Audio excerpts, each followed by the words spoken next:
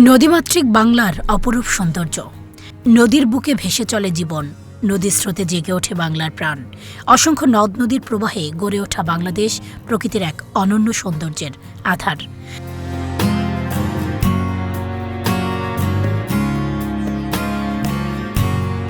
বাংলাদেশকে বলা হয় নদীমাতৃক দেশ। দেশের প্রায় প্রতিটি অঞ্চলের জীবনযাত্রা, সংস্কৃতি ও অর্থনীতি কোনো না কোনোভাবে নদীকেন্দ্রিক। পদ্মা, মেঘনা, যমুনা সহ অসংখ্য নদী এদেশের ভূ-প্রকৃতি ও জনজীবনকে সমৃদ্ধ করেছে।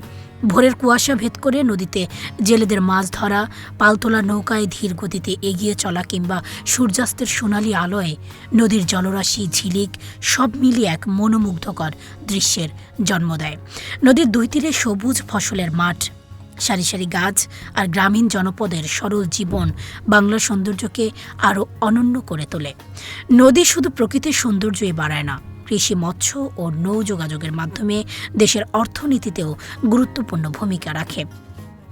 শত প্রতিকূলতার মাঝেও নদীকে ঘিরে গড়ে ওঠা মানুষের জীবন সংগ্রাম বাংলার ঐতিহ্য ও সংস্কৃতির অবিচ্ছেদ্য অংশ।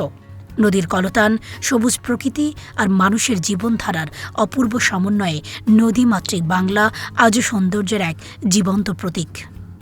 নদী বাঁচলে বাঁচবে প্রকৃতি, বাঁচবে বাংলাদেশ। তাই নদীর সৌন্দর্য অস্তিত্ব রক্ষায় সচেতন হওয়া সময়ের দাবি।